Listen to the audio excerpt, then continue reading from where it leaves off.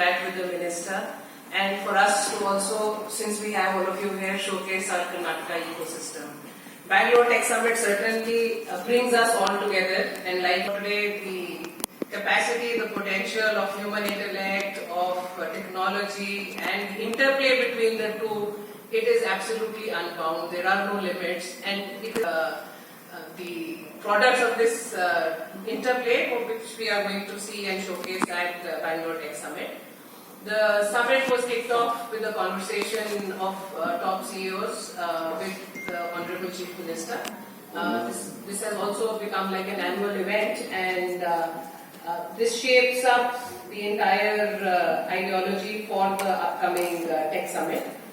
We had this about 2 months back. Then we also met all our GIA partners, Global Innovation Alliance partners. Karnataka has about 30 plus Global Innovation partners. We had a discussion and interaction with them as well, and today we are meeting here.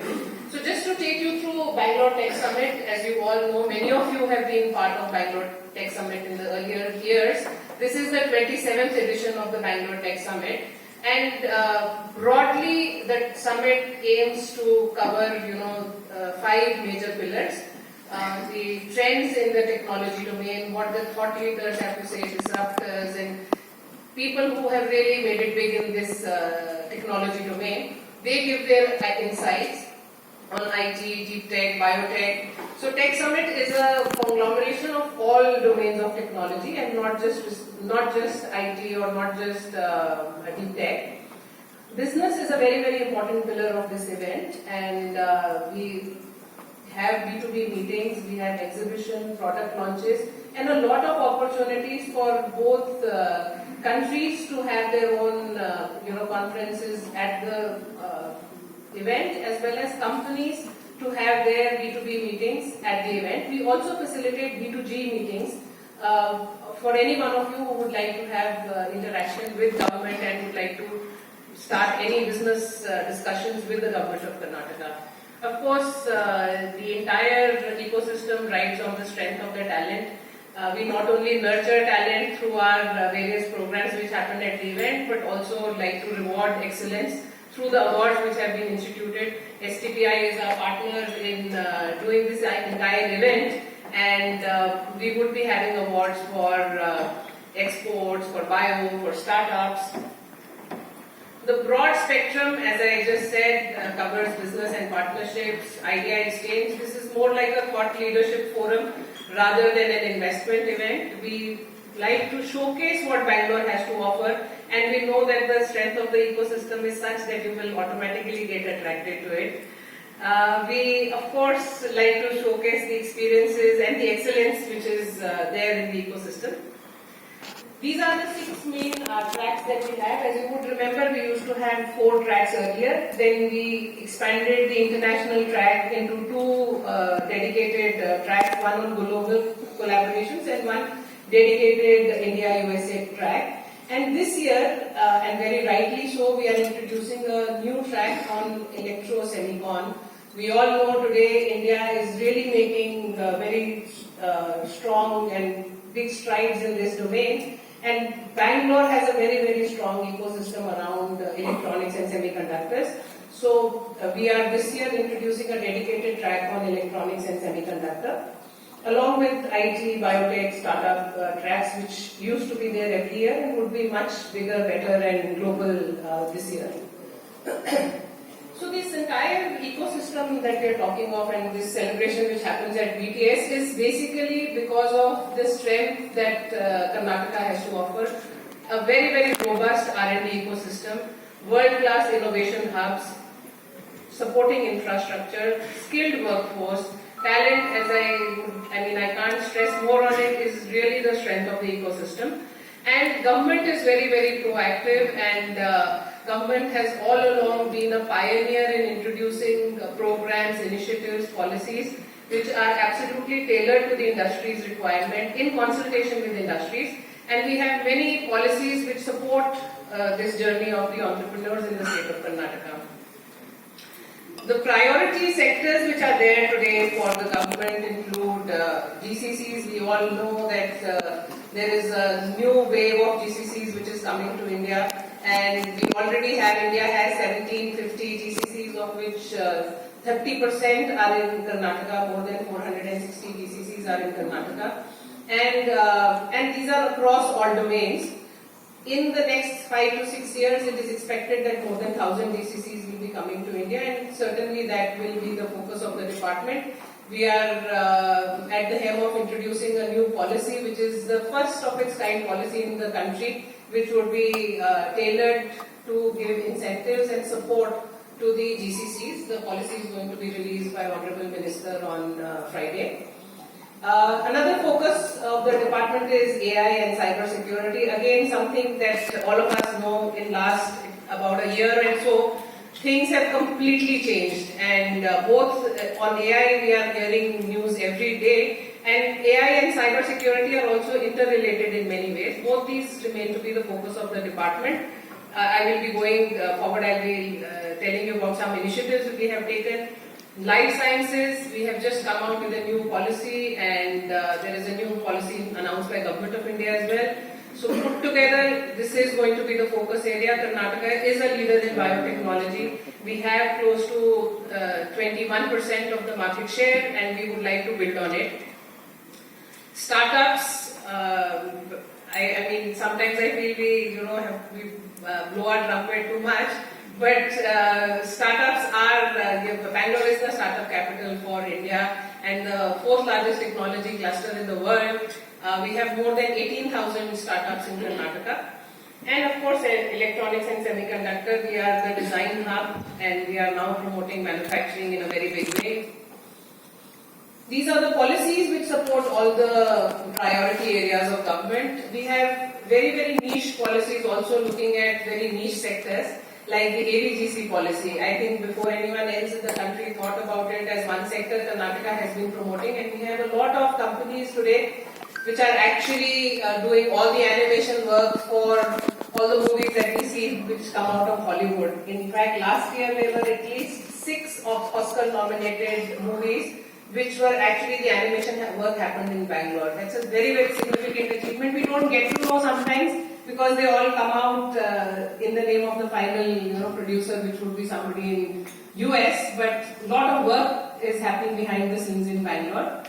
And we have policies for all other sectors, as I mentioned, and GCC policy would be our latest. I'd just like to take 2 minutes to go deeper into the GCC policy, because this is the new policy that is coming up. The policy has 4 major pillars: talent, building of the local ecosystem, incentives and infrastructure, and regulatory easing. Talent, we have launched a number of programs. Bangalore certainly already has an edge. We already have highest number of skilled talent pool which is available, highest number of top-end executives. Even in the medium level, if you see, 47% of the country's talent is in Karnataka. And we have introduced very dedicated programs to see that we stay ahead in this game. The other thing that we are looking at to strengthen GCCs is their connect with the local ecosystem, both with academia, with research and development institutions, with startups, and see that these synergies actually bring strength and bring value to your investment in Karnataka. There are support which would be offered by the policy. A lot of it would be focused on areas beyond Bangalore, because there are many emerging clusters in Karnataka which are absolutely poised, and they are at a level that they can just take off. They have all the social infrastructure, the basic infrastructure in place, and we have a Karnataka Digital Economy Mission which is dedicatedly working on promoting these hubs outside of Bangalore. We have Mysore, Hubli, Dharwad, Belgaum and Bangalore as the 3 upcoming hubs in the first phase, and then in the second phase we will look at Tumakuru, Kalburgi and Shimoga. So these are all, these areas would be incentivized with fiscal incentives through the policy, and regulatory easing of course is very important. I think anybody from business knows how important and critical it is for them. So we are looking at making it much more, it is certainly easy to do business in Karnataka, but we would like to make it even more easier and simpler for all of you. I will not go into too many details of the policy, because I think my presentation will take away all the time otherwise, but there's a dedicated cybersecurity policy. Government has committed more than 100 crores to support the ecosystem, not like incentives to companies, but to support the ecosystem, which is certainly going to have a very big multiplier effect. And we have all the key cybersecurity companies already functioning out of Bangalore. We are looking at working with them. We are already we have an ongoing engagement with Cisco. We are in talks with Palo Alto, IBM. So there will be a lot of programs which will be rolled out in collaboration with the industry to see that the sector grows. AI is, of course, it cuts through all sectors. We are planning to have a dedicated center of excellence for AI. We already have 3 sectors which look at AI, some parts of AI. We have a center on AI and robotics with IISc. We have machine learning center with IIITB. We have another center on Internet of Ethical Things. These 3 centers of excellence are already looking at AI applications. But going forward, we are looking at one more center with global partnerships in Bangalore on AI. Biotechnology, as I said, a new policy has come. Again, these are incentives which have been given to biotechnology sector over and above what is being already given under the industry. Manufacturing in biotechnology is already incentivized under the IP. However, biotechnology has its own, requirement comes in handy, and it will support growth of biotech companies in Karnataka. We have bio-innovation hubs across Karnataka. It is not just limited to Bangalore. You can see on the map of Karnataka, right from Bidar to Bangalore, there are various innovation hubs spread across the state. Electronics again is the focus, as I mentioned, and we are coming up with 4 EMC clusters. These are dedicated industrial parks which will only have electronics companies housed in it. 2 clusters are already, as I talk, the work is ongoing in terms of infrastructure. One is in Hubli Dharwad, which is called Kotur Belur cluster. Another one in Mysuru. And 2 more are in the works. All these clusters are being planned along with Government of India's support under EMC 2.0. And each of these clusters meets all the requirements when it comes to infrastructure, water availability, electricity, connectivity. So all of that is taken care of. And of course, there are incentives, very attractive incentives that are being given for setting up base in these clusters. Startups, we have more than 18,000 startups in Karnataka, and the number is only increasing. All startups in Karnataka are very well funded. In fact, 70% of all the funding which is going to startups is going to startups in Karnataka. And government also supports the journey of startups in a very systematic way. We take a life cycle approach right from ideation stage, idea to POC, validation, then early stage, growth stage, going up to their market access and acceleration in countries outside of India as well. So there are a number of programs that we have, including our flagship program called Elevate, where we give a grant of up to 50 lakhs to startups, and every year we give that grant to 100 startups, and over the 8 rounds of Elevate, we have already supported close to 1,000 startups, and these startups have done really well. Our pride are unicorns, and it's a matter of great honor that this year all the unicorns announced, all startups which have achieved unicorn status, all of them come from Bangalore. These startups are also supported by our partnerships with other countries. As I mentioned, we have 30 Global Innovation Alliance partners, and we do a lot of programs in collaboration with all our partner countries. The partnership with with other countries is at a G2G level, where we have many live MOUs between countries on various technology interfaces, on collaboration on various domains. We have institution to institution level of collaboration also being done through these GIA partners. We have, like recently, Minister was there in UK for the London Tech Week, and we had very fruitful engagement, which is now going to culminate into a memorandum of understanding with Catapult, which is one of the very strong support for the startup ecosystem in UK. Similarly, we also have an engagement which is going on with Station F in France. So, and there are many such other collaborations that we are doing with GIA partners. Technology sharing, learning from each other is another important aspect of our collaboration, along with support for startups, because startups really need that hand-holding and nurturing support, which the government is willing to go an extra mile and do everything possible to make them successful. These are our other programs with GIA partners, including market access program, mixer programs. We have a launchpad which facilitates incoming startups and MSMEs from other countries. And again, BTS gives you that opportunity, gives us that opportunity to showcase our partnership with our Global Alliance partners, as well as we have ongoing relationship with both US India as well as AmCham. We will be at BTS having dedicated sessions which will be curated by both these organizations, and they are a strength for BTS. BTS, we will showcase, we will have a very large exhibition pavilion where various corporates, GIA partners, startups, STPI companies, MSMEs, R&D companies, even labs, they all showcase what is happening. So you, in a one shot, you get a glimpse of cutting edge work across sectors, across stakeholders. I don't think anywhere else this kind of confluence is happening at such a scale. It is a very well established event since we are in its 27th edition this year. The event has a very high brand value and which is recognized across the globe, and that will come out very well in the exhibition as well as the conference. Of course, exhibition is thematic. It is based on all the sectors that are there, which technology domains that are showcased. This is the broad plan for the event. It is held at the iconic Bangalore Palace, and it's a great feeling to just be a part of an event in that place.